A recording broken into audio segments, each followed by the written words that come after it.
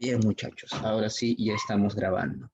Bien, entonces lo que hemos visto, lo que se estaba viendo en el video era la etapa o la era napoleónica, ¿no? En esta etapa, Napoleón Bonaparte ya interviene.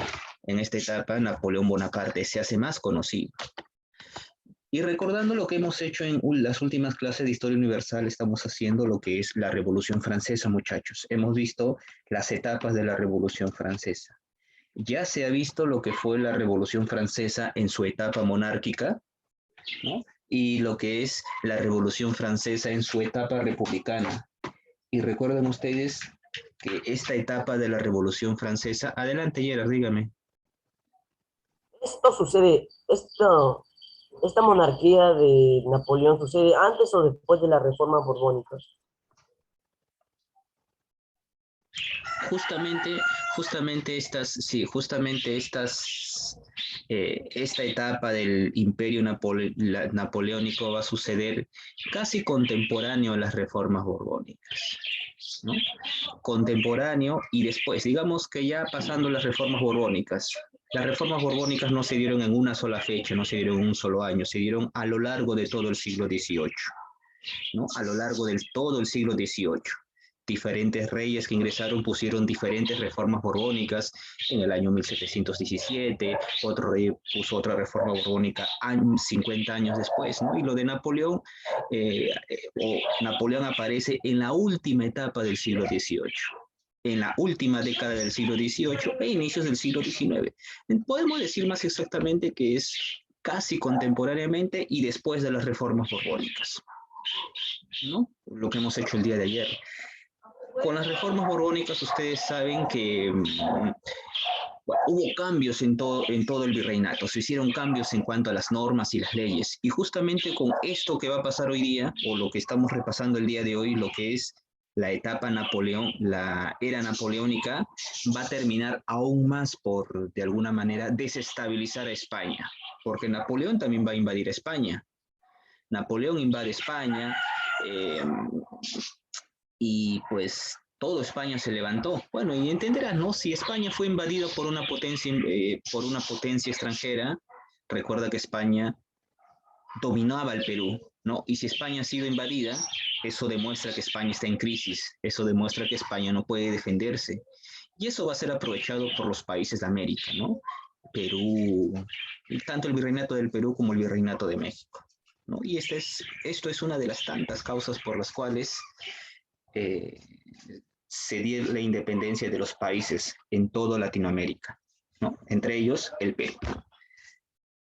Bien, muchachos, estaba comentándoles, a ver, díganme qué pasó. Adelante. Entonces, como Napoleón hizo que los españoles em, invadió España, gracias a eso todos los países que estaban dominados por España libertaron, o cuánto tiempo pasó para que los países que estaban controlados por España se liberen. A ver, Napoleón invadió España en el año de 1808, ¿no? Y pues, como has visto en el video, esa parte sí lo debes haber visto, ¿no? Napoleón invadió España y sacó al rey de España en ese entonces, que era Fernando VII, y colocó en el trono a su hermano, ¿no? Su hermano José Bonaparte. Su hermano, pues, es de origen francés. Y obviamente que el pueblo español no lo aceptó, no quiso, todos se rebelaron. Igual pasó aquí en América. En América, los criollos, los americanos, aquellos que vivían en el virreinato, dijeron, nosotros estamos de parte del rey español, no vamos a apoyar al rey francés. Eso se usó como excusa.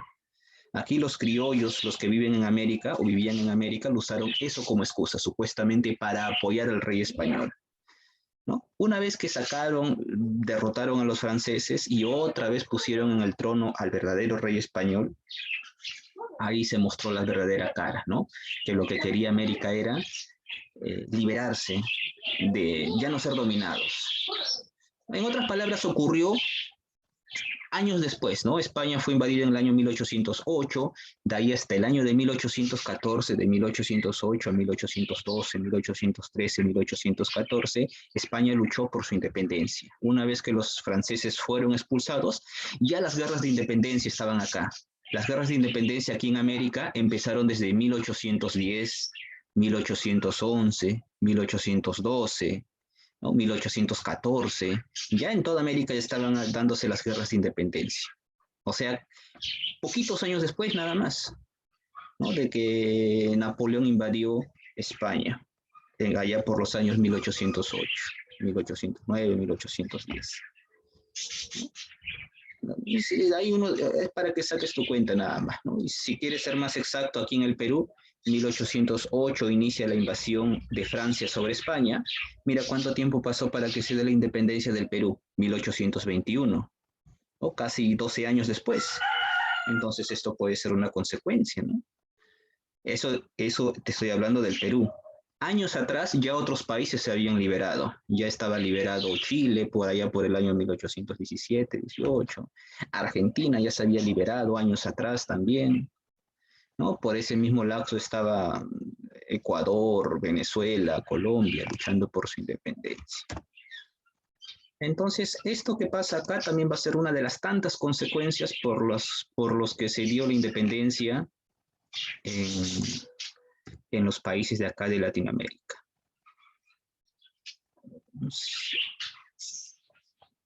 Ya está. Bien, muchachos. En realidad, adelante, adelante. ¿Alguien había activado? ¿Alguien quería participar? Ok. Bien, muchachos. Bueno, vamos a hablar el día de hoy de Napoleón. Si bien es cierto, Napoleón, la historia lo recuerda a él pues como pequeño, ¿no? En el video le decían así frescamente como Chato lo llamaba, ¿no? A él lo llamaban, lo apodaban también, lo apodaban el Gran Corso, ¿no? Ese es uno de sus apelativos oficiales. En realidad, la estatura de Napoleón para nosotros es una estatura normal, estatura promedio, 1,68 m. 1,68 m. Claro está que para los europeos 1,68 m es chato, ¿no? Claro, ellos normalmente son de 1,75 m, 1,80 m, 1,85 m, es su estatura promedio. Por eso es que a Napoleón lo consideran como pequeño, ¿no? Aquí en América, aquí en el Perú, 1,68 m es una persona de estatura normal. Yo mido más o menos por ahí. Imagínate si me voy a Europa, a mí me van a llamar, pues, ¿qué me dirán, no? Pequeñito, chato, enano, de todo. Pero bueno, la estatura de Napoleón es así, ¿no? 1,68 m para los europeos, pequeños. Para nosotros, una persona de tamaño normal. Pero bueno, esta es la figura de Napoleón. Aún así, con sus limitaciones, tú sabes que la estatura no interviene en nada en las capacidades de la persona, ¿no? Y por esa deficiencia física, bueno, no deficiencia, pero esa característica física que tuvo Napoleón no le impidió ser considerado la figura que es, ¿no? A pesar que fue tratado como loco, pero así terminó sus días, considerado como un loco por tratar de conquistar toda Europa, pero sin embargo resalta su genio militar. Recuerda que en aquel entonces la Revolución Francesa, Francia estaba en crisis, el pueblo estaba luchando por sus derechos, tumbaron la monarquía, pero sin embargo otros países de Europa intentaron invadir Francia, intentaron aprovechar esa debilidad que Francia estaba atravesando. Y el hombre que salió a defender Francia, a enfrentarse con los diferentes países europeos que trataron de invadir Francia mientras se desarrollaba la Revolución Francesa, fue Napoleón Bonaparte. A pesar de las limitaciones, las debilidades, Francia estaba en crisis, su ejército no estaba muy bien organizado, ¿no? Pero organizó un ejército, organizó planes, tácticas, estrategias para poder enfrentarse a enemigos superiores. Y no solamente un enemigo, sino varios enemigos, porque él se enfrentó contra grupos de países. A eso se le conoce como coaliciones. Napoleón se enfrentó contra 7 coaliciones. 7 grupos de países, ¿no? Y pues obtuvo grandes victorias, donde se ve el genio militar de Napoleón, pero también obtuvo derrotas. Bueno, y eso es lo que vamos a ver el día de hoy. Bueno, sabemos y recordamos, muchachos, que la última etapa de la Revolución Francesa, la etapa republicana, llegó a su fin cuando este señor que ves en pantalla dio un golpe de Estado, ¿no? Exactamente el 18 de Brumario. el 18 de Brumario. Esa es la fecha, ¿recuerda? ¿Por qué 18 de Brumario? Recuerda que los franceses habían puesto su propio calendario y el Brumario era el mes de la Revolución Francesa, uno de los tantos meses que Francia impuso en aquel entonces, que los revolucionarios pusieron en aquel entonces, ¿no? Para nosotros, en horario normal, en el calendario gregoriano que tú conoces, fue 9 de noviembre de 1977, pero para los revolucionarios, 18 de Brumario, y así quedaría para la historia. Por eso se le recuerda golpe de Estado del 18 de Brumario, ¿no? Y Napoleón ingresa a gobernar y se nombra a sí mismo como cónsul, y a esa etapa se le conoce como el consulado, ¿no? El consulado. Y el consulado va a tener, el consulado que va a estar gobernado por Napoleón y otros miembros más, pero el que se hace con todo el poder es Napoleón.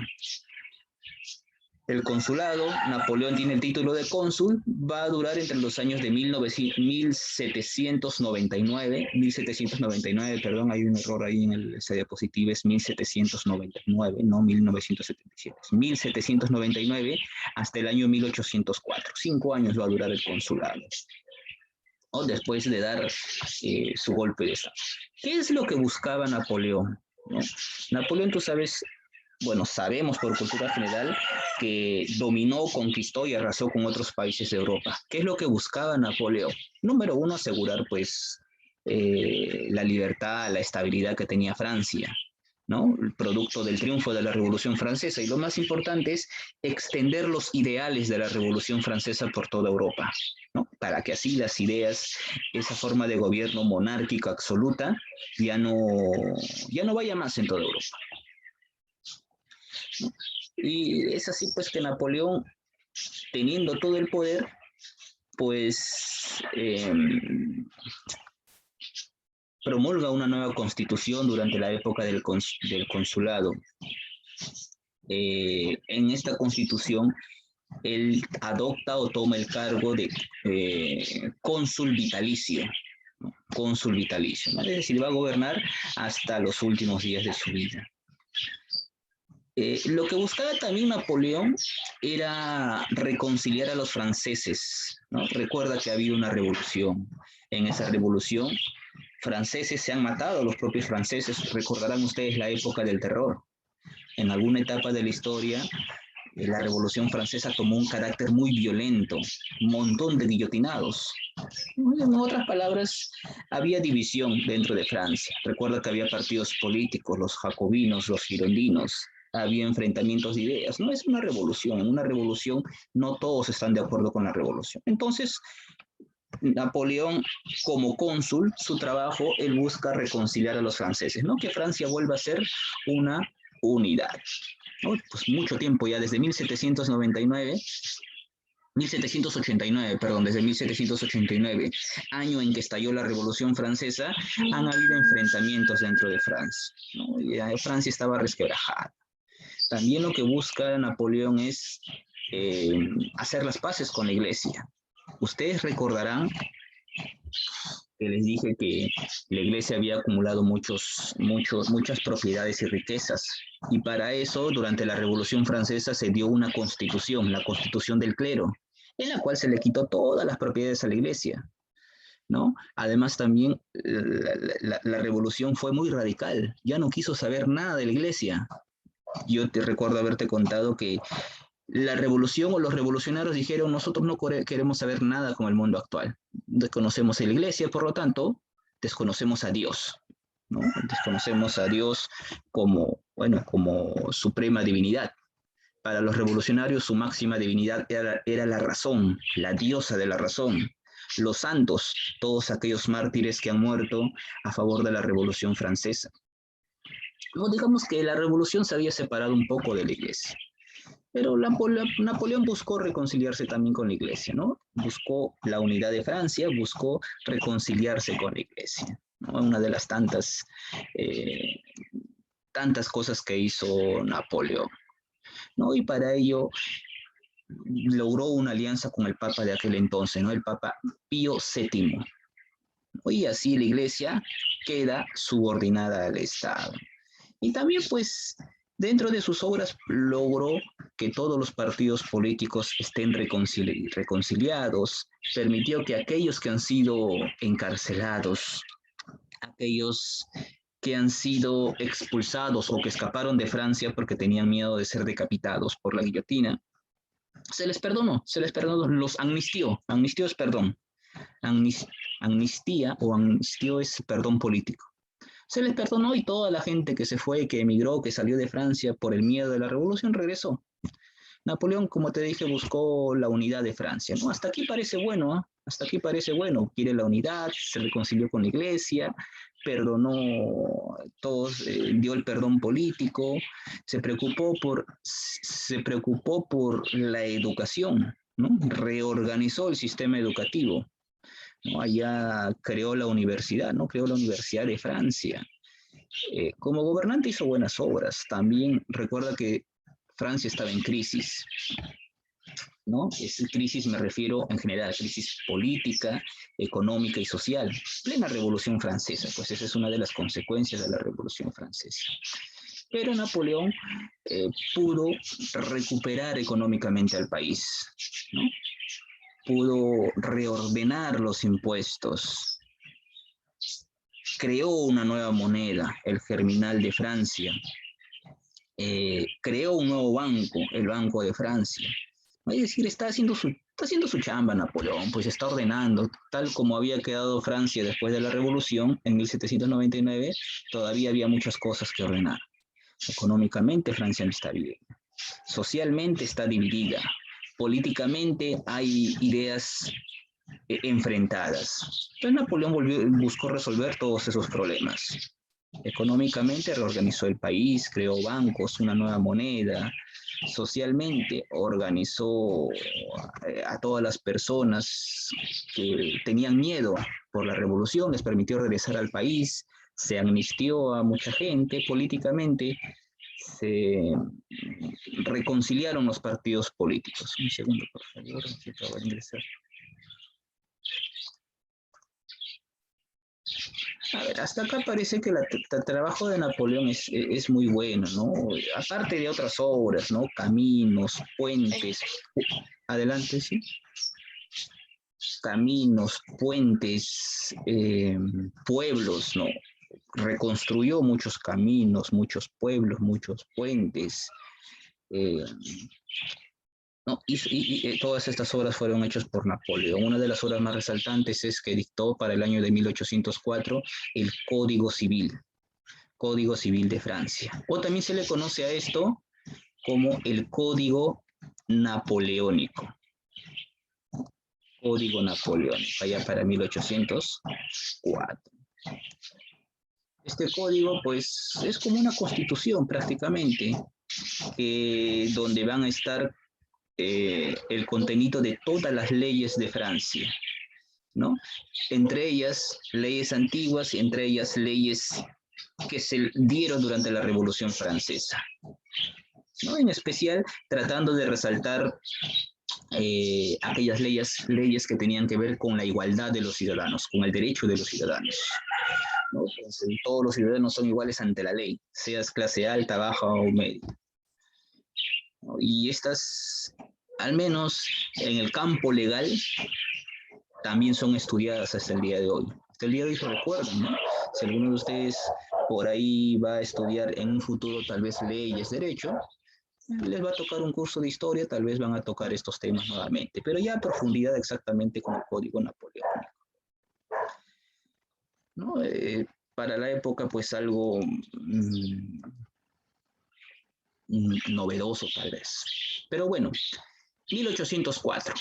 1804, Napoleón se corona a sí mismo como emperador, o se hace coronar, mejor dicho, ¿no? Se hizo coronar emperador. Recuerda que para este entonces Napoleón, te comenté que se reconcilió con la iglesia, ¿no? Estableció un tratado con el Papa Pío VII, y justamente el Papa Pío VII es quien lo coronó como emperador. Se hizo coronar emperador de Francia por el Papa Pío VII, ¿no?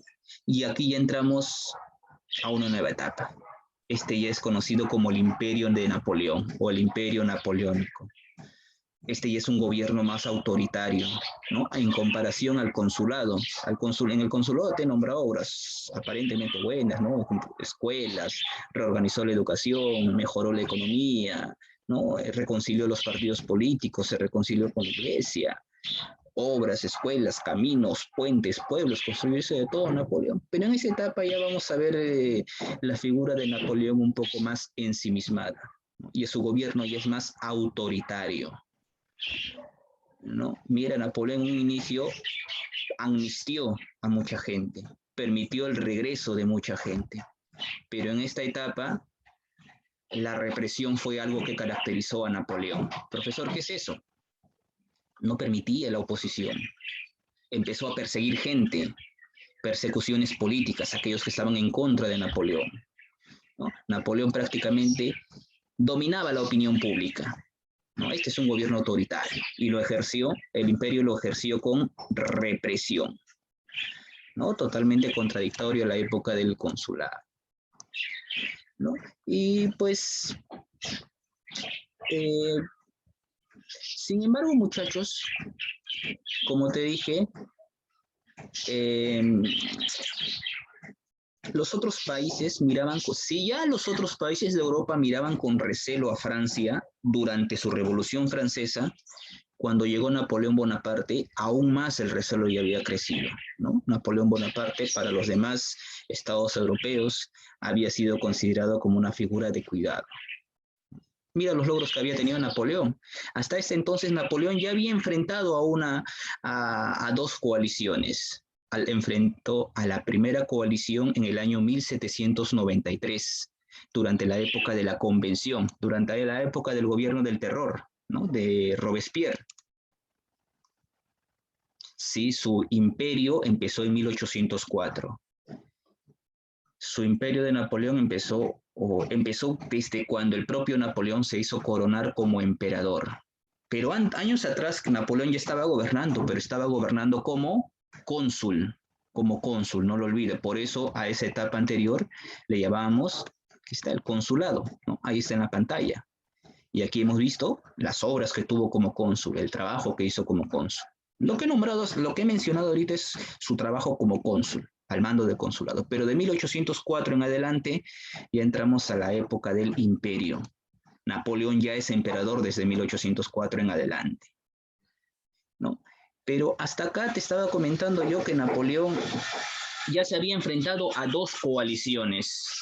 Pero ya sabe usted que es su coalición. Coalición son grupos de países que está conformada por dos o más países, ¿no?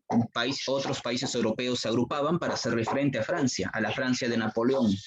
Antes que Napoleón sea emperador, antes que Napoleón sea cónsul, recuerda que te comenté que Napoleón estaba en las fronteras de Francia, defendiendo a Francia de cualquier intento de invasión, y se enfrentó contra una primera coalición en 1793, ¿no? Los países europeos como Austria, Prusia, se agruparon para intentar invadir Francia, ¿no? Porque se enteraron de que el rey Luis XVI había sido guillotinado, ¿no? Ya tuvo un primer enfrentamiento. También tuvo una segunda coalición allá por el año 1799, durante la época del Directorio. Ya había enfrentado dos coaliciones. En total, Napoleón enfrentó 7 coaliciones. Y aquí las vemos en pantalla. La primera, te comenté, formada a la muerte de Luis XVI, allá por el año 1793. La segunda, formada durante la época del Directorio, en el año de 1799. La tercera coalición, un nuevo contingente o grupo de países organizó una alianza, ¿no? Allá en el año 1803. Y se agruparon los países de Gran Bretaña, Austria, Rusia, Nápoles y Suecia, ¿no? Como ves ahí. Y Suecia, todos contra Francia, ¿no? En aquel entonces Napoleón y Francia todavía tenía apoyo de algunos países, ¿eh? Hasta aquí, en 1803, Francia tenía el apoyo, por ejemplo, de España. Francia tenía el apoyo de los estados alemanes. Digo estados alemanes porque en aquel entonces Alemania todavía no era una sola. Alemania estaba dividido en distintos estados, Cada estado tenía su propio rey, su propio gobernante, sus propias leyes. Es decir, Alemania no estaba unificada todavía. Alemania todavía se va a unificar años después, ¿no? Y pues Napoleón hizo frente a esta tercera coalición. Claro está que con triunfos a favor de Napoleón va a obtener triunfos en Viena, en la localidad de Ulm, pero acá se va a resaltar una derrota significativa e importante en el combate de Trafalgar, allá por el año de 1805. Francia se enfrentó contra Gran Bretaña, ¿no? Combate, digo, cuando el enfrentamiento es en el mar. Batalla, el enfrentamiento es en tierra. El combate de Trafalgar se enfrentó la flota naval francesa contra la flota naval británica. Producto de este encuentro, Napoleón fue derrotado. Pues Gran Bretaña, pues con esto va a demostrar su dominio o supremacía marítima, supremacía por mar. ¿No? Supremacía por mar. De aquí en adelante, Gran Bretaña va a ser invencible por mar prácticamente. ¿No? Gran Bretaña es una isla, pues, y reforzó su dominio por el mar. Pero eso no quiere decir que toda la tercera coalición haya sido derrota. Luego Napoleón recupera, a pesar de esta derrota, recupera fuerzas y por tierra logró obtener una victoria, derrotando al ejército austríaco y al ejército ruso al mismo tiempo. ¿No? Estaba en desventaja, ¿no? Se enfrentó a Austria y a Rusia y la derrotó en la batalla de Austerlitz, ¿no? En la batalla de Austerlitz. Esta es una de las batallas, digamos, más representativas, conocida como la batalla modelo, ¿no? Esta es una batalla que hasta el día de hoy, bueno, en el campo de la milicia todavía sigue siendo estudiada por las estrategias que aplicó Napoleón, ¿no? Para vencer a un enemigo, a un ejército sumamente superior. ¿No? Debido a ello, Austria fue obligada a firmar la paz, ¿no? Y bueno, como Austria fue derrotada, Austria tuvo que entregar territorio, ¿no? Y posteriormente se estableció la Confederación del Rin. La Confederación del Rin era una agrupación de países, la cual muchos de ellos estaba conformada por estados alemanes. Y esta confederación que se creó después de esta batalla estaría bajo el amparo y protección de Napoleón Bonaparte. La cuarta coalición, son 7 coaliciones. La cuarta coalición, esta es una nueva alianza ya por el año 1806, una alianza militar que estaba compuesta o integrada por Prusia, Rusia, Inglaterra, ¿no? Suecia y el Estado alemán de Sajonia, ¿no? Todos ellos contra Francia, contra la Francia de Napoleón, ¿no? Sin embargo, Napoleón va a tener victorias, ¿no? Va a tener victorias contra Prusia, allá en Jena, por ejemplo. Tanto es así que Napoleón va a llegar hasta Berlín, la capital de Alemania, ¿no? Al derrotar a los estados alemanes, al Estado alemán de Prusia. Un segundo, por favor. Acabo de entrar. Ya está. Bien, muchachos. Napoleón ingresó, como te estaba comentando yo, a Berlín, ¿no? Tras su derrota al ejército prusio, ¿no? Y el rey de Prusia escapó, no le quedó otra opción, ¿no? Se refugió bajo el amparo y la protección del zar. El zar era el gobernante de Rusia, el zar Alejandro I. Y pues eso llevó a Napoleón también a enfrentarse con Rusia y derrotó a los rusos en las batallas de Eylau y en las batallas de Friedland. Y producto de estas derrotas, ¿no? De Rusia y victoria para Francia, también los rusos se rindieron, ¿no? Y tuvieron que negociar la paz.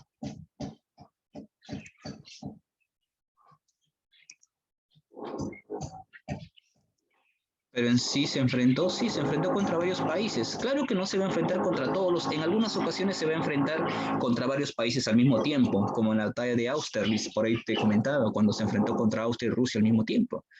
En otras ocasiones se va a enfrentar, te he mencionado que en las coaliciones son grupos de países, los va a enfrentar uno por uno. Aquí en la cuarta coalición te estoy mencionando que se enfrentó primero a Prusia, la derrotó, se enfrentaría posteriormente a Rusia, también la derrotó, ¿no? Y por las victorias que va a obtener, va a ganar más y más y más territorios, ¿no?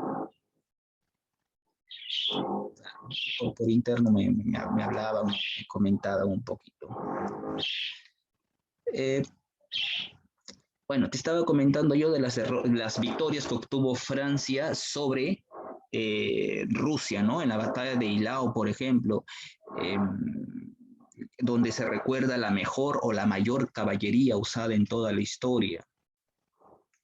Así Napoleón logró formar la Gran Armée, o la Gran Armada, ¿no? La Gran Armada, que era la preparación de su ejército para enfrentar a Inglaterra.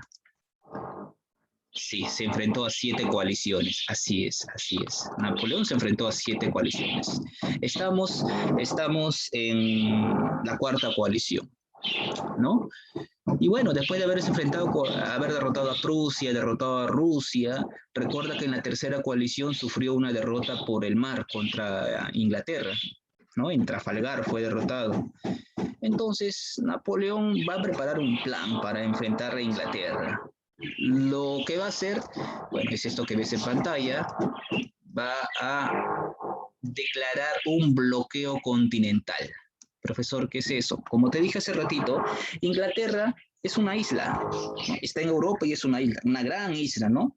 Como es una isla, obviamente está rodeada por mar. Y la única salida de Inglaterra para ir a otras zonas, a otros países, a otras regiones, es salir por mar, ya que en aquel entonces todavía no hay aviones, no hay ferrocarriles subterráneos, ¿no? Por mar simplemente es esa. Por eso que Inglaterra tenía supremacía en el mar, se había preparado muy bien, por eso es que logró derrotar a Napoleón por mar. Entonces Napoleón sabe pues de la fortaleza que tiene Inglaterra, y es así que dio el bloqueo continental en el año 1806. Profesor, ¿qué significa eso? Todos los puertos están cerrados para Inglaterra. Ningún país, Napoleón le prohibió a todos los países, a ningún país vaya a comercializar con Inglaterra. Pobrecito de aquel que estreche negocios, relaciones o haga comercio marítimo con Inglaterra. Lo que buscaba Napoleón era arruinar, debilitar a Inglaterra y arruinarla, ya que si nadie le vende productos, nadie comercia con Inglaterra, nadie está en contacto con Inglaterra, Inglaterra pues no obtiene sus materias primas, no obtiene sus alimentos, sus víveres, todo ello, ¿verdad? Y así se va a ver debilitada poco a poco Inglaterra. A eso se le llama bloqueo continental. Pero sin embargo hubo un país que no hizo caso. Ese fue España. No, bueno, primero Portugal. Portugal dijo no, yo sí, no hizo caso a la advertencia que hizo Napoleón, ¿no? No es ahí, dice ahí España se niega, es Portugal. Portugal se niega y Portugal establece contacto y comercio con Inglaterra, pero Napoleón ya había lanzado la advertencia. Entonces, ¿qué procede? Invadir, castigarla a Portugal, ¿no? ¿Cómo la castigamos? La invadimos, la invadimos. Profesor, ¿Portugal está cerca de Francia? Más o menos. En el medio de Portugal y Francia se encuentra un país. Ese es España. Para que Napoleón llegue hasta Portugal, tiene que pasar por España. Hace un momento te mencioné yo ahí que España era aliada de Napoleón, era aliada de Francia. Entonces lo que hizo Napoleón es pedirle permiso al rey de España, en aquel entonces era Carlos IV. Le pide permiso al rey Carlos IV para que le dé permiso a Napoleón y a su ejército de pasar por su territorio. O sea, Napoleón iba a pasar con todo su ejército por territorio español para así llegar a Portugal. Y el rey de España le dio permiso. Pues le digo, no hay problema, Napoleón, pasa nomás por mi territorio, con confianza, como en tu casa. No, como en tu casa, le dijo. Y así Napoleón hizo eso, atravesó por territorio español, llegó a Portugal, invadió Portugal, tomó Portugal. No, pero Napoleón es astuto, pues, ¿no? Es un genio militar, ya que Napoleón dijo, bueno, ya que estamos por España, pues hay que aprovechar, ¿no? ¿Por qué no lo invadimos? Napoleón aprovechó su estancia en España e invadió España. ¿no? Esa situación no le gustó nada al pueblo, a eso se refiere la invasión de Francia sobre España ya por el año 1808. Producto de ello, el pueblo español se rebeló, derrocaron a su rey Carlos IV y pusieron en el trono a otro rey, a Fernando VII.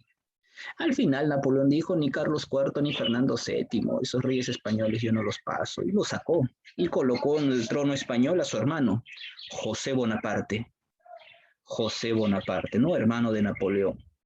Napoleón ponía a toda su familia, incluso a su sobrino, a su hijo de apenas 3 meses de nacido, lo colocó como gobernante de Austria, para que te des cuenta, ¿no? Que a toda su familia la colocaba como gobernante de los países que él conquistaba. Bueno, José Bonaparte, francés él, gobernante de España ahora. Y obviamente ahí se vendría toda la guerra de independencia. ¿No? El pueblo español lo llamó a José Bonaparte, lo llamaba, no lo respetaban, lo llamaban Pepe Botella. Que se dice José, no, José, tú sabes qué significa Pepe, ¿no? Y botella es porque a Pepito le gustaba mucho el trago, pues, ¿no? No siempre paraba con su botella. Tomaba mucho y la gente lo apodó, los españoles lo bautizaron Pepe Botella. Pero bueno, esa es otra historia, esa es una historia del Perú, ya te lo contaré. Bueno, muchachos, después de invadir Portugal y invadir España, Napoleón ya está acrecentando sus fronteras. Se viene la quinta coalición, ya para el año de 1809.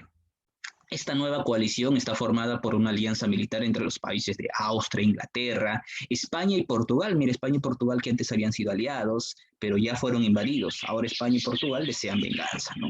España y Portugal, Austria, Inglaterra contra Napoleón, ¿no? Y ahí se enfrentó Francia contra Austria por el año de 1809, con victoria, claro está, para Francia, ¿no? Una vez más contra Rusia inicia conflicto, ¿no? Rusia interviene en el conflicto durante la quinta coalición. Y esto ya por los años 1812. Y tome bien nota porque este es el inicio del fin, muchachos. Este es el inicio del fin, como ves en la diapositiva, donde dice quinta coalición. ¿Por qué, profesor? A partir de aquí Napoleón va a empezar a sufrir derrotas. Rusia ya había sido derrotada, pero una vez más se levanta contra Napoleón. Y Napoleón, pues obviamente, castiga a Rusia, llega hasta Moscú, la capital de Rusia, la vence en las batallas, diversas batallas.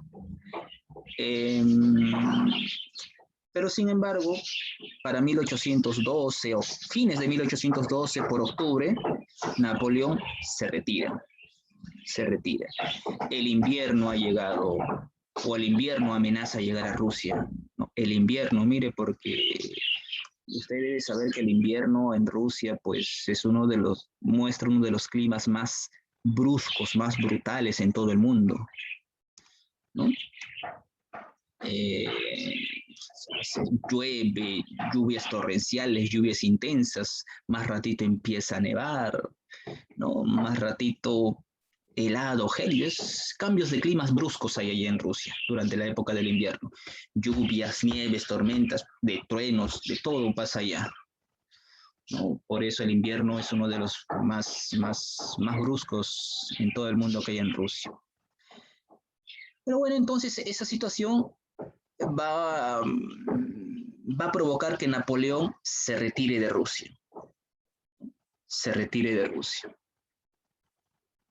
Y nos vamos a dirigir hacia la sexta coalición. Pongo esto por acá, por el medio. La sexta coalición. Esta coalición va a estar conformada por Prusia, Rusia, Gran Bretaña, España y Portugal, ¿no?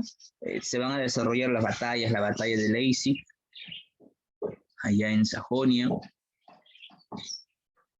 donde es derrotado Napoleón. Y Napoleón, desde el invierno que llegó a Rusia, Napoleón se va a ver, va a sufrir, de acá ya se le vienen puras derrotas a Napoleón. Ahí me he olvidado comentarte que ahí a Napoleón le aplicaron la táctica de la tierra arrasada. Como te dije hace un momento, Rusia muestra uno de los climas más bruscos, ¿no? El campo de la agricultura no produce alimentos. Y abastecerse y abastecer a sus tropas es un problema, ¿no? ¿Y cómo se abastece? ¿Cómo tienen alimentos, víveres las tropas? El ejército. Normalmente lo que hacen hasta el día de hoy en una guerra es saquear y atacar pueblos. Y en esos pueblos que atacan y saquean, roban comida, ¿no? O bueno, se abastecen de víveres. Y pues los rusos le tendieron una trampa a Napoleón. Eso se le llama tierra arrasada o táctica de la tierra arrasada. Mientras los rusos retrocedían, Napoleón, pues con su ejército perseguía al ejército ruso, ¿no? Y a medida que primero Rusia pasaba por un pueblo, después venía Napoleón con su ejército persiguiendo a los rusos, pero los rusos, sabiendo lo que te he dicho, que Napoleón se reabastece de víveres de los pueblos a donde llega, antes que venga Napoleón, lo que hacían los rusos era saquear, arrasar con las tierras, con los pueblos, a su propia gente. Arrasaban con su propia gente para que cuando llegue Napoleón no encontrara el pueblo, no encontrara víveres, no encontrara nada. Al siguiente pueblo lo mismo. Y así poco a poco el ejército de Napoleón se va debilitando, pues, ¿no? No hay comida, no hay víveres, no hay agua, las fuerzas se van debilitando. Y por esa razón es que Napoleón, bueno, sería derrotado en la quinta coalición, o tuvo que retirarse, mejor dicho, de Rusia. Tuvo que retirarse de Rusia y de Moscú. Con sus fuerzas debilitadas se enfrenta en una sexta coalición donde va a sufrir derrotas en la batalla de Leipzig. Producto de esa derrota se vería obligado a exiliarse o refugiarse en la isla de Elba, ¿no? Después de haber sido derrotado. Napoleón firma un tratado conocido como el Tratado de Fontainebleau, en el cual Napoleón acepta su derrota, ¿no? Y no es capturado, no es nada, simplemente Napoleón acepta refugiarse, exiliarse, es decir, retirarse, ¿no? Irse al retiro, refugiarse en una isla solitaria, en la isla de Elba, donde pasaría los últimos días de su vida. O eso es lo que acordó Napoleón Bonaparte, dijo Napoleón Bonaparte. No, no lo encerraron en una cárcel, no lo mataron, no lo fusilaron, no lo guillotinaron, simplemente Napoleón aceptó este tratado, ¿no? Después de haber sido derrotado.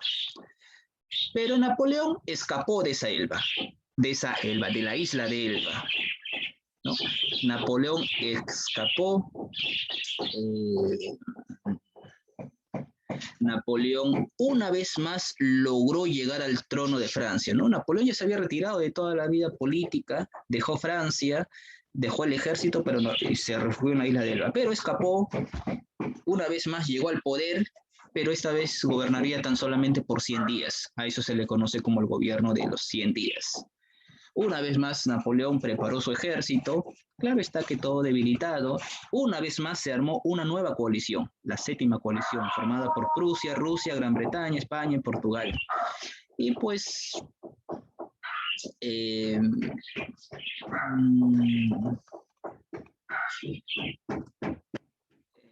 después de haber abandonado su exilio, después de haber gobernado poco tiempo, estas potencias una vez más lograron derrotar a Napoleón Bonaparte, ¿no? Allí en la batalla de Waterloo. En Waterloo, Napoleón sería derrotado, allá por 1815, en junio de 1815, y condenado una vez más al exilio en otra isla, en la isla de Santa Elena, donde Napoleón pasaría ahí los últimos días de su vida, ¿no? Donde moriría ya por el año 1821, poniendo fin a la etapa napoleónica. Bien, muchachos, a ver, esta es una imagen de las tantas pinturas que se hacen en honor a Napoleón, al enfrentamiento, la batalla de Austerlitz principalmente. A ver, un ratito vamos a estar acá. Ok, dame un segundo. Vamos a la ficha y luego la tarea rapidísimo. Ya debe haber cargado la ficha, ¿no? A ver, lapicero y hoja. Está. Dice, la primera coalición contra Francia se formó durante... La B. La primera coalición se formó durante la época de la Convención, exactamente el gobierno del terror. 1A. 2. Combate naval. 2. Combate naval donde la flota inglesa logró derrotar a la flota francesa. La C. C. Trafalgar. Excelente. Así es, Trafalgar. Vamos anotando así. 3. ¿En qué batalla se registró la mayor carga de caballería de la historia? La D. La B. Eylau, muy bien, muy bien. 3D. Eylau. 4. ¿Cuál fue el objetivo de Napoleón al aplicar el bloqueo continental contra Inglaterra? La B. Arruinar el comercio inglés. Excelente. Muy bien. 5. Napoleón Bonaparte se autoproclama en presencia del Papa. Se autoproclama emperador en presencia del Papa. La C. La C. Pío VII. Excelente, excelente.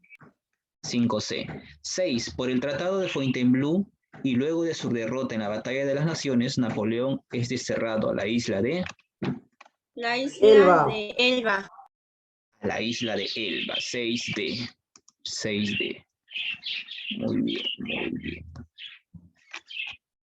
Un ratito estoy anotando los que están escribiendo también por interno. 7. Los ejércitos de Napoleón Bonaparte recorrieron el continente europeo y cumplieron la trascendental misión de La D. apoyar las nuevas rebeliones contra el absolutismo. Puede ser, lo más exacto es propagar las conquistas de la revolución burguesa, ¿no? De la revolución francesa. 7B.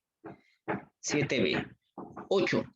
Las batallas que representan el éxito genial y el fracaso de Napoleón son La C. A. Austerlitz y Waterloo. Claro, Austerlitz, la batalla modelo, ¿no? Y Waterloo, donde fue derrotado. 8C, muy bien. 9. Consecuencia de la victoria de Francia en la batalla de Austerlitz.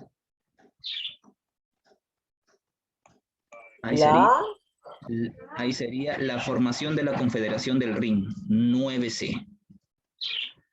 Muy bien, por interno también me está comentando. Y la número 10, respecto a la era napoleónica, menciona cuál no fue una derrota de Francia. La. En la A, Francia fue derrotado por Inglaterra, por el mar. Sería la B, batalla de Austerlitz. La B, la B. La B, excelente. La B, sí, la B, 10B. A ver, preguntas de la tarea. Bueno, primero vamos a detener esta grabación.